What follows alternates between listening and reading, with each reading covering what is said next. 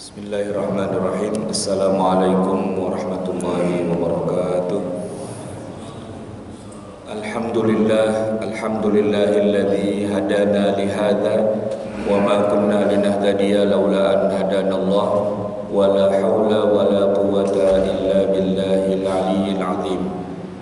Subhanaka la ilma lana illa ma 'allamtana innaka antal alimul hakim. Rabbi shrah li sadri wa yassir li amri wahlul 'uqdatam min lisani yafqahu qawli, amma ba'du.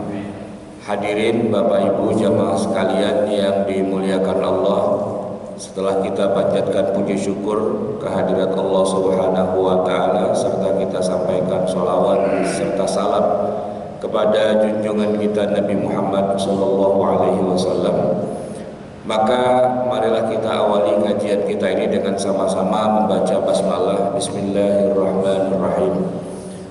Tema yang akan kita ketengahkan dalam kesempatan yang berbahagia ini adalah tentang fiqhul masjid, mengenal dan memahami pemahaman tentang apa itu masjid, batasannya, kemudian juga terkait dengan hukum-hukum yang berlaku pada suatu masjid, termasuk juga kaitannya dengan bagaimana kita membedakan antara masjid dengan rumah ibadah dalam agama Islam di luar masjid. Insyaallah nanti akan kita bahas dalam kesempatan beberapa menit ke depan ini. Saya akan awali dengan pengertian masjid. Masjid itu dalam bahasa Arab punya sumber kata atau akar kata dari sajada yasjudu, yang artinya sujud. Sajada yasjudu itu artinya sujud. Kemudian ini kan fi'il madhi, fi'il mudhari. Sajada fi'il madhi, yasjudu fi'il mudhari.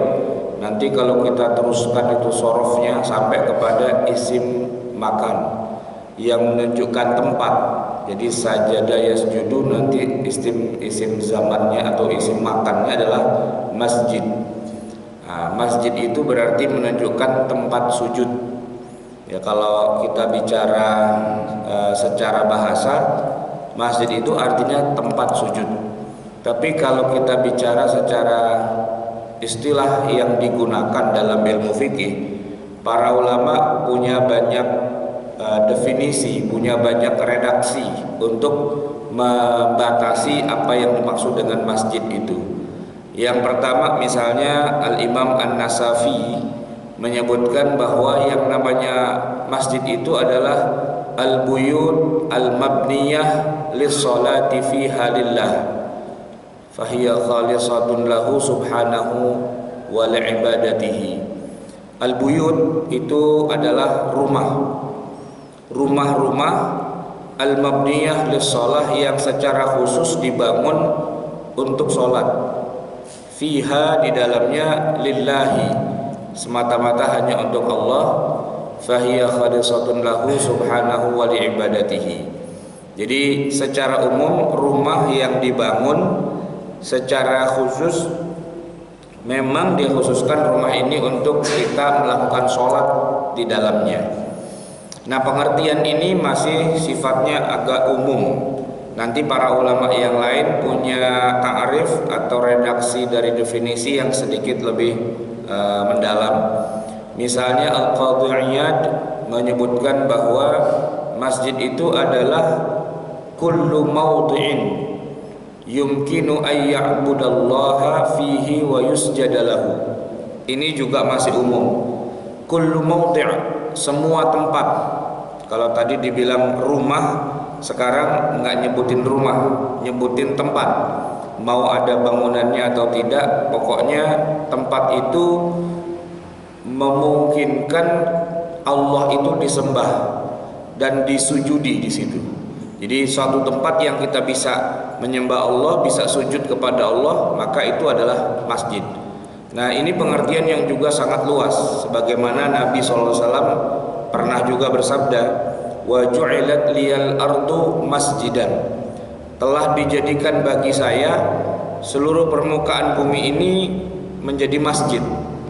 Artinya secara bahasa itu adalah tempat sujud.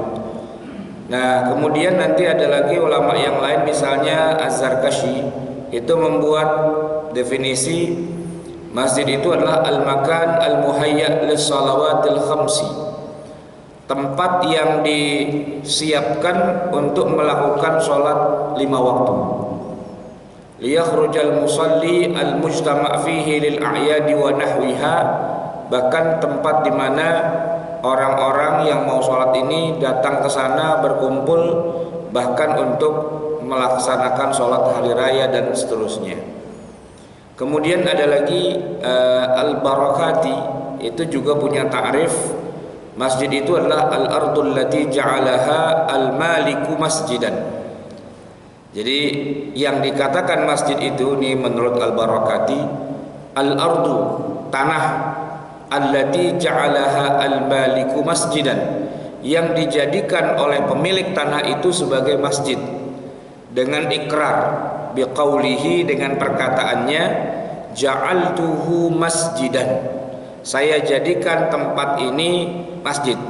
Diikrarkan begitu oleh yang punya tanah, maka jadilah dia masjid.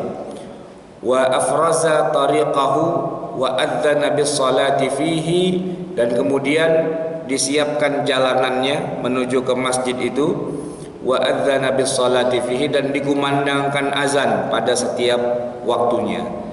Jadi jamaah sekalian, dari 4 definisi masjid yang saya sebutkan tadi, nah yang lebih mendekati dari pengertian masjid secara definitif dalam ilmu fikih itu yang terakhir ini, al-ardul lati ja'alaha al-maliku masjidan, satu tanah yang dijadikan oleh pemiliknya sebagai masjid, di mana dia yang punya, dia bilang, ya saya jadikan ini masjid, itu ikrar.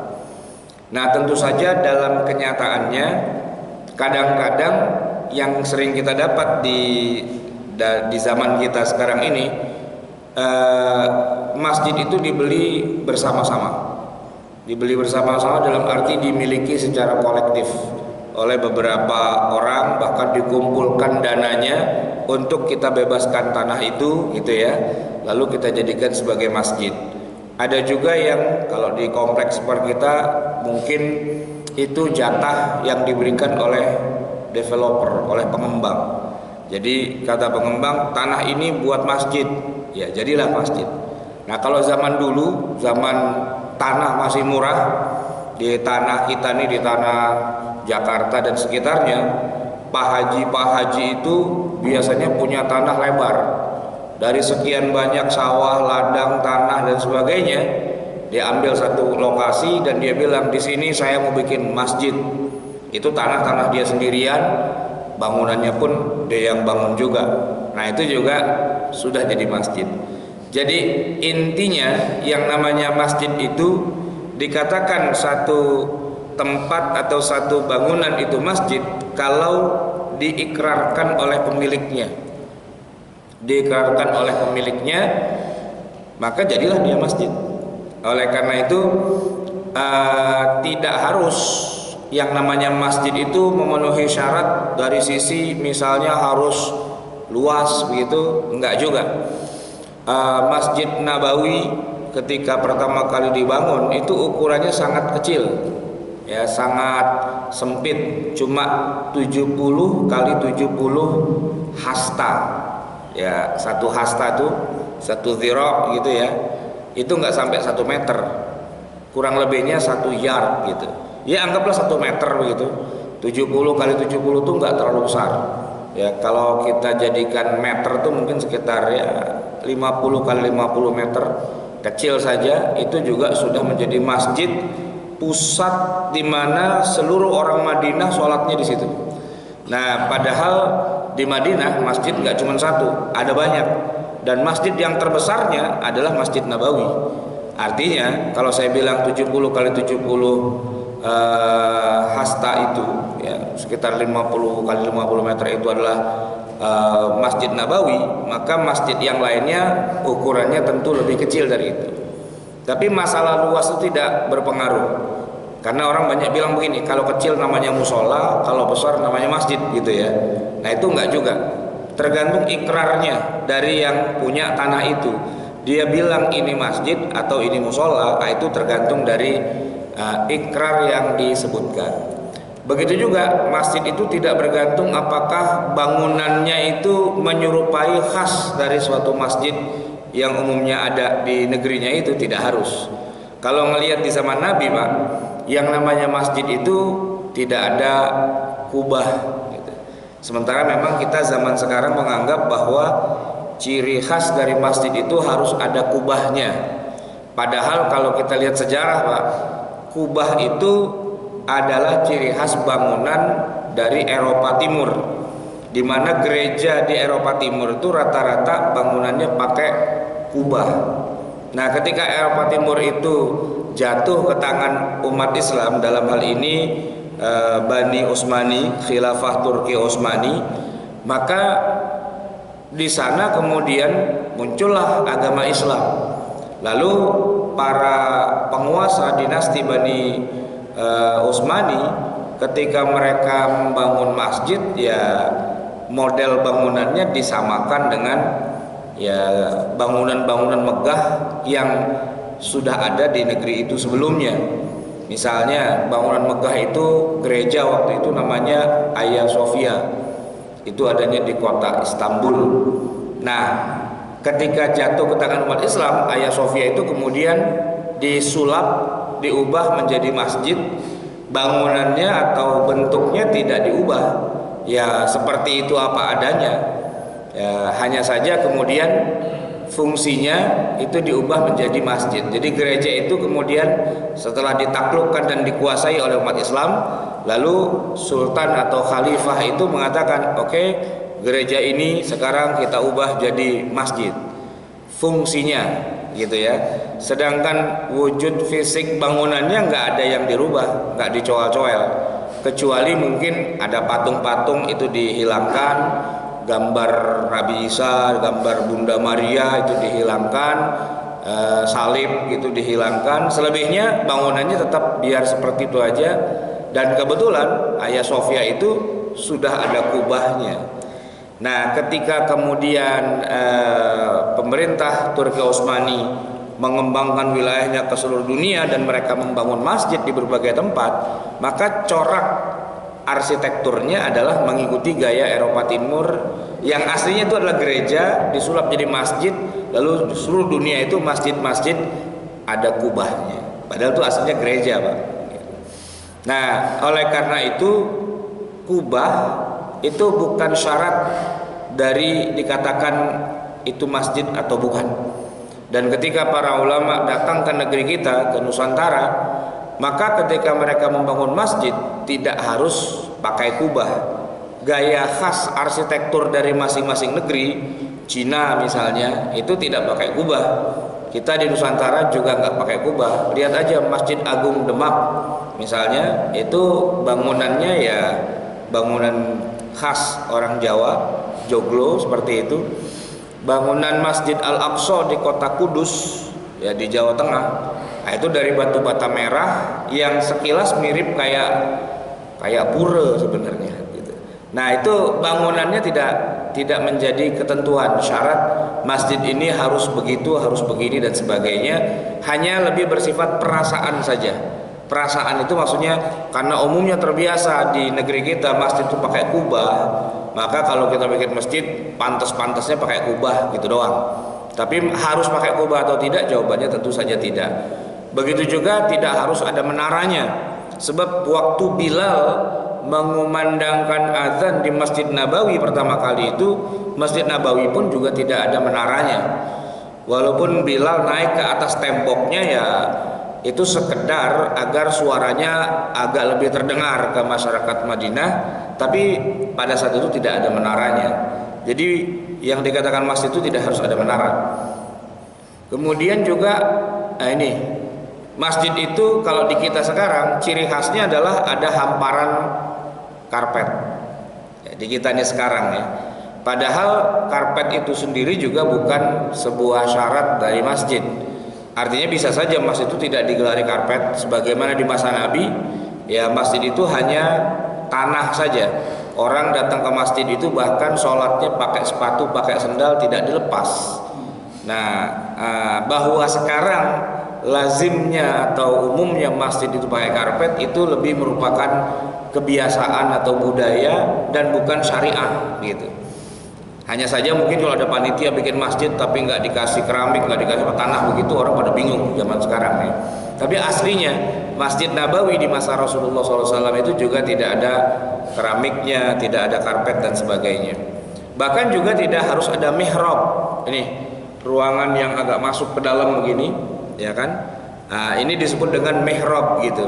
Itu juga tidak harus ada, ya karena Masjid Nabawi sendiri pun juga tidak ada mihrabnya. Yang ada mimbar gitu. Mimbar itu adalah tempat berdiri atau tempat duduknya Rasulullah SAW di dalam masjid yang terbuat dari kayu gitu ya. Tempat dimana beliau khutbah itu biar wajahnya kelihatan dari jauh, agak tinggi, 3 undakan, dan disitulah beliau khutbah. Dan di antara 2 khutbah beliau duduk, ya, ada duduknya, tapi umumnya beliau di atas mimbar itu berdiri, 3 tangga undakan seperti itu. Tapi tidak ada mihrabnya. Kemudian juga tidak harus ada Jumatan. Ya, masjid itu boleh berdiri walaupun belum ada Jumatan di situ. Apa buktinya? Buktinya adalah bahwa di masa Rasulullah SAW, tadi saya sebutkan di Madinah itu masjid nggak cuma 1. Masjid itu ada banyak. Memang yang paling besar, yang pusat itu adalah Masjid Nabawi, itu yang paling besar. Tapi di luar Masjid Nabawi kita menemukan banyak masjid-masjid yang lain di dalam kota Madinah. Kalau hari-hari biasa, hari di luar hari Jumat, sholat 5 waktu itu dikerjakan di semua masjid yang ada di kota Madinah. Ya, masjid-masjid kecil dan masjid besarnya yaitu Masjid Nabawi itu dilaksanakan sholat 5 waktu, zuhur, asar, maghrib, isya, subuh. Tapi khusus untuk hari Jumat, sholat Jumat itu hanya dilakukan di Masjid Nabawi. Nah, masjid-masjid yang lain itu tidak menyelenggarakan sholat Jumat, tapi namanya tetap masjid. Namanya tetap masjid dan berlaku hukum dari sebuah masjid. Oleh karena itu, untuk dijadikan sebuah masjid pada dasarnya tidak harus ada jamaah sholat Jumat gitu ya, tetapi setidak-tidaknya sebuah masjid itu harus menyelenggarakan sholat 5 waktu. Nah, musola itu juga kadang-kadang menyelenggarakan sholat 5 waktu. Tapi kenapa kok nggak disebut masjid? Ya karena yang punya nggak bilang itu masjid, gitu aja. Yang punya musola itu, yang punya siapa? Developer. Ketika developernya bilang, oh, ya udahlah ini masjid, jadi masjid. Atau yang punya itu orang per orang. Ketika yang punya itu bilang ini saya jadiin masjid, ya jadilah masjid. Itu cukup dengan diikrarkan saja. Sebagaimana orang kafir mau masuk Islam, dia baca syahadat, gitu ya. Ikrar saja, asyhadu an la ilaha illallah wa asyhadu anna muhammadar rasulullah. Nah, begitu juga ada musola pengen jadi masjid itu cukup diikrarkan saja. Nah, yang jadi masalah nanti ada pengakuan apa tidak dari masyarakatnya. Nah, sebab bisa saja yang punya tanah bilang ini masjid, tapi nggak ada yang datang ke situ, Pak. Nggak ada sholat 5 waktu. Ya berarti jatuh-jatuhnya masjid tapi nggak diakui oleh masyarakatnya. Syaratnya ibarat begini, Pak. Kita mau mendirikan negara Republik Indonesia. Ya, nah itu kan kapan negara Republik Indonesia berdiri? Ya ketika Bung Karno, Bung Hatta membaca naskah proklamasi. Ya dia ikrarkan kita berdiri di negara, ya berdiri sudah gitu. Tapi apakah otomatis langsung bisa jalan establish? Ya enggak juga sih. Kenapa? Harus ada dukungan dong dari rakyatnya, ya kan? Ada wilayahnya, dan satu lagi, walaupun ini nggak menjadi syarat mutlak, tapi setidak-tidaknya harus ada juga pengakuan dari negara lain. Belanda waktu itu tidak mengakui, maka terjadilah perang agresi Belanda, ada Nika, ada Kenil dan sebagainya, sampai akhirnya baru tahun 49 ya Belanda mengakui kemerdekaan Indonesia. Cuman kalau ditanya kapan berdirinya negara Indonesia, tahun 45 apa tahun 49? Jawabannya tahun 45 ketika kita proklamasi. tidak harus menunggu pengakuan dari Belanda dulu. Nah begitu juga masjid, pengakuannya tidak harus dari masyarakat, ya dia diikrarkan saja oleh yang punya. Hanya saja nanti kalau cuma diikrarkan tapi tidak diakui oleh masyarakatnya, itu akan menjadi kendala juga. Oleh karena itu, selain ikrar dari yang punya, maka persetujuan dari pihak lain, kalau dalam hal ini di negara kita, ya dari pihak tokoh masyarakat, dari jamaahnya sendiri, bahkan juga dari pemerintahan, itu kalau bisa semuanya sudah satu kesepakatan bahwa kita akan menjadikan tempat kita ini adalah sebuah masjid. Intinya ada pada ikrarnya, tapi penunjangnya itu ada persetujuan dan dukungan dari berbagai macam pihak. Baik jamaah sekalian, bicara tentang masjid, tentu saja Rasulullah SAW itu memerintahkan kepada kita untuk membangun masjid. Di dalam hadis disebutkan, Inna Rasulullah sallallahu alaihi wasallam amara bil masajidi an tubna. Rasulullah memerintahkan agar orang-orang itu membangun masjid fid duri, di rumah-rumah, maksudnya di perumahan, di permukiman, di mana ada permukiman, bangunlah masjid di situ. Dan jadikanlah masjid itu tempat yang disucikan, wa antutahhar, ya dibersihkan, wa tutayyab, dan dijadikan tempat yang suci, bersih dan suci. Nah jamaah sekalian, kalau kita bicara tentang di manakah lokasi yang membutuhkan masjid, nomor satu ya seperti yang sabda Rasulullah, fid duri, ya di wilayah perumahan atau permukiman penduduk. Di mana ada penduduknya, ya silahkan saja mereka membuat masjid, walaupun misalnya masjid itu tidak menyelenggarakan sholat Jumat, walaupun tidak menyelenggarakan sholat Jumat, tapi kalau mau diikrarkan sebagai masjid, pada dasarnya sah-sah saja.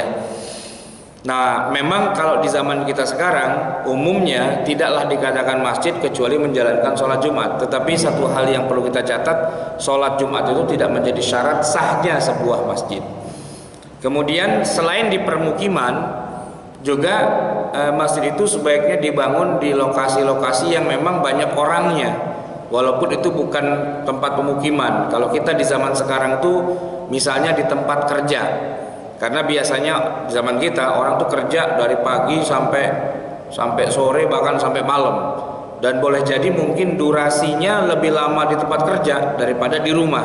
Ya kalau kita ini kan masyarakat urban, kerja di tengah kota Jakarta tapi rumah rada-rada minggir di sini. Nah itu Pak, berangkat kerja itu sebelum matahari terbit, ya pulang ketika matahari mau terbit lagi gitu. Jadi lebih lama di tempat kerja daripada di rumah. Sehingga kalau kita lihat masjid-masjid di perumahan yang di pinggir-pinggir Jakarta, yang warganya rata-rata kerjanya di tengah kota, ya ada sholatnya ya paling maghrib, isya, subuh aja. Zuhur, asar itu kosong. Kenapa? Karena orangnya keluar semua. Nah oleh karena itu di tempat orang kerja, entah itu di kantor ataupun di pabrik, ya ataupun di manalah gitu, nah itu sebaiknya juga dibangun masjid untuk orang bisa sholat. Kemudian juga di jalan, ya di tempat orang yang ramai lewat dan sebagainya itu, nah itu bisa jadi orang butuh sholat waktu-waktu yang khususnya yang sangat pendek seperti sholat maghrib. Nah itu harusnya dibangun masjid. Kemudian di tempat orang berkendara, ya di terminal, di stasiun, di bandara, nah itu sangat-sangat dibutuhkan masjid. Kemudian juga termasuk di sekolah, di kampus, dan juga di tempat keramaian. Jadi kita memberikan fasilitas kepada orang-orang untuk bisa sholat dimanapun mereka membutuhkan tempat untuk sholat, maka yang bagusnya di lokasi itu dibangun masjid. Walaupun kalau tidak ada masjid, sholat tetap bisa dilakukan di mana saja, tapi akan menjadi lebih afdol kalau dibandingkan sholat di atas tanah, di emperan, di aspal, di rerumputan, di gang gitu ya, di selasar dan sebagainya, itu sah, tapi tetap saja lebih utama kalau sholatnya di masjid. Maka daripada orang sholat di pinggir jalan misalnya, Padahal di daerah situ banyak sekali orang lewat, kenapa tidak dibangun saja masjid sekalian agar orang-orang tidak perlu sholat di atas tanah begitu, tapi di dalam masjid. Jamaah sekalian, kalau kita bicara tentang hukum yang berlaku pada masjid, maka ada beberapa larangan yang tidak boleh dilanggar terkait dengan masjid. Yang pertama adalah hadis Nabi dari Sahih Bukhari dan Sahih Muslim. Rasulullah SAW bersabda, al-busaqu fil masjidi khati'atun wa kafaratuha dafnuha. Membuang meludah fil masjidi, di dalam masjid, khati'atun, itu adalah perbuatan yang keliru, yang salah. Wa kafaratuha, dan hukuman buat pelakunya, dafnuha, dia disuruh menguruk, memendam apa yang tadi dia ludahi itu. Jamaah sekalian, kalau bicara secara hukum fikih, air liur, air ludah itu sebenarnya bukan benda najis, tapi sesuatu yang menjijikkan, jorok gitu. Nah, kalau bicara kenapa kok nggak boleh meludah di masjid padahal air liur atau air ludah itu tidak najis, jawabannya bahwa masjid itu bukan cuman tidak boleh ada benda najis, tapi juga nggak boleh ada benda yang jorok, yang orang merasa jijik. Oleh karena itu harus dipendam. Nah, kalau yang menjijikkan tidak najis, cuman menjijikkan saja, itu sudah tidak boleh, apalagi yang najis. Nah, yang najis itu termasuk yang haram untuk kita lakukan. Membawa benda najis dari luar ke dalam masjid itu hukumnya haram. Misalnya apa? Misalnya kencing di dalam masjid. Kalau sekarang mungkin nggak ada, karena kita semua tahulah masjid tempat suci, nggak ada yang berani kencing dalam masjid. Tapi di masa Rasulullah SAW, karena masjid itu juga tidak ada karpet, tidak ada lantainya, cuma tanah begitu saja, orang-orang yang kurang berpendidikan, yang tidak berbudaya, seperti orang penduduk dari gurun pasir yang disebut dengan istilah Arabi, ya, orang Arab dusun, itu mereka memang nggak tahu aturan, nggak tahu etika, estetika dan sebagainya. Masuk Masjid Nabawi main kencing aja. Nah, ini juga perbuatan yang haram, yang terlarang. Hanya saja kalau kita lihat peristiwa itu, para sahabat itu pada saat itu ya udah ingin gebukin aja itu orang gitu ya. Ini nggak tahu aturan, nggak tahu etiket dan sebagainya, udah mau digebukin, mau dihukum lah. Tapi oleh Nabi dilarang. Karena apa? Karena tidak menyelesaikan masalah. Orang ini nggak paham. Lagian dia lagi kencing. Kalau lagi kencing terus digebukin, itu bisa koprat-kaprat kemana-mana najisnya. Jadi nggak selesai urusannya. Maka kata Nabi, da'hu, biarkan aja dia menyelesaikan dulu hajatnya. Begitu udah selesai, nah, Nabi meminta seember air untuk disiram sehingga najisnya menyerap ke dalam pasir gitu ya. Dan kemudian kepada orang itu barulah Nabi menasihati pelan-pelan gitu, bahwa masjid ini adalah tempat yang suci, yang tidak boleh dimasukkan ke dalamnya benda-benda najis. Jamaah sekalian yang dimuliakan Allah, tadi kita ngomongin benda yang menjijikkan atau kita bicara benda najis, tidak boleh dibawa ke masjid. Sekarang ada hadis yang lain yang menyebutkan bahwa jangankan najis, tapi bau yang tidak sedap saja itu tidak boleh dibawa masuk ke dalam masjid. Hadisnya begini, man akala sauman au basalan, orang yang makan saum, ya, ini makanan yang kalau dimakan itu Pak, mulut kita jadi bau. Au basalan, ya, bawang misalnya, fal ya'tazilna, maka jauh-jauhlah dari kami, ya. Jangan dekat-dekat sama kita. Lu makan jengkol, lu makan pete gitu ya, makan yang baunya kagak jelas begitu. Nah, itu jangan ngumpul sama kita, minggir jauh-jauh gitu. Auliya'tazila masjidana, nah, jangan dekat-dekat kita, dan juga jangan deketin masjid kita gitu. Wal yaquda fi baitihi, udah diam aja di rumahnya sampai tuh bau hilang. Itu kata Nabi. Ini hadis Sahih Bukhari, Sahih Muslim. Jadi orang yang mulutnya bau itu nggak boleh masuk ke dalam masjid, kata Nabi. Nah, ini sebenarnya intinya bukan masalah bawangnya Pak, bukan masalah pete jengkolnya, tapi aroma yang tidak sedapnya itu. Oleh karena itu, walaupun orang nggak makan pete, nggak makan jengkol, tapi kalau bau keringatnya itu menyengat gitu ya, masuk masjid itu juga tidak diperbolehkan. Artinya setidak-tidaknya dia mandi dulu gitu ya. Makanya sunnahnya kita sholat itu Pak, wabil khusus sholat Jumat itu ada sholat, ada sunnahnya itu mandi. Ini mandi ini menghilangkan bau, dan nggak cukup hanya mandi, tatayyub, pakai parfum gitu. Nah setelah mandi bersih pakai parfum baru masuk masjid, biar suasana dalam masjid itu tidak bau apek, tidak bau keringat, tidak bau jengkol dan seterusnya. Bayangkan betapa Islam itu sangat memuliakan masjid, sampai bau saja yang tidak sedap itu nggak boleh masuk ke dalam masjid. Kemudian kita juga mendapatkan perintah dari Nabi untuk membersihkan dan mensucikan masjid ya, antutahhara wa tutayyaba. Satu lagi yang juga tidak boleh, yaitu meskipun Masjid Nabawi di masa Rasulullah itu tidak ada karpetnya, tidak ada keramik dan sebagainya, dan hanya tanah saja, dan bahkan orang-orang masuk ke masjid itu pakai sendal, pakai sepatu, tapi tetap ada peraturannya. Hadisnya diriwayatkan oleh Imam Ahmad. Fa idza jaa ahadukumul masjida, siapa saja di antara kalian yang mau masuk ke dalam masjid, falyaqlib na'lahu, sebelum masuk dia suruh membalik sendalnya dulu, alas kakinya, sepatunya dibalik dulu. Falyanzur fiha, periksa, perhatikan alas kakinya itu.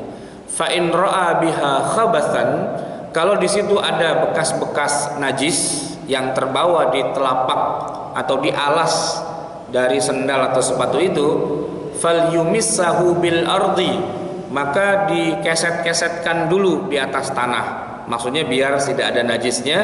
Tsumma liyusalli fihima, barulah kemudian dia sholat dengan pakai sepatu atau sendal itu.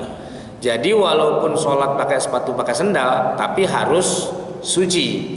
Nah pensuciannya memang tidak harus dicuci, cukup dikeset-kesetkan di atas tanah, dan tanahnya itu berpasir, berdebu, sehingga itu tidak ada najisnya. Nah dalam hal ini khusus dalam mazhab Syafi'i, seandainya orang itu sebelum masuk masjid menginjak najis kering gitu ya, dan menempel di sepatu atau di sendalnya, itulah dia keset-kesetkan. Tapi kalau yang dia injak itu najis yang basah gitu ya, dan membasahi sepatu atau sendalnya, itu tetap tidak boleh masuk. Kenapa? Karena najisnya nggak bisa dibersihkan hanya dengan dikeset-kesetkan saja.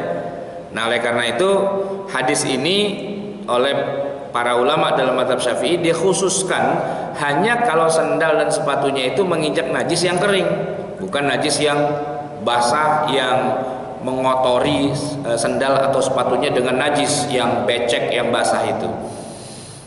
Kemudian jamaah sekalian yang dimuliakan Allah, ini bicara tentang nggak boleh memasukkan benda yang jorok, yang najis, yang berbau nggak enak ke dalam masjid. Kemudian yang juga tidak boleh dimasukkan ke dalam masjid, dalam hadis Nabi disebutkan jannibu masajidakum sibyanakum, jauhkanlah masjid-masjid kalian itu dari sibyan, dari anak-anak kecil. Anak kecil itu maksudnya anak umur 2 tahun, 3 tahun, 5 tahun begitu, itu termasuk sibyan, anak yang alus-alus, jauhkan kata Nabi. Wa majaninakum, dan juga jauhkan dari orang-orang gila. Wa syira'akum, jauhkan juga dari orang yang jualan, menjual sesuatu, membeli sesuatu. Wa bai'akum, dan menjual sesuatu. Jamaah sekalian, sibyan ini tidak sama dengan aulad. Aulad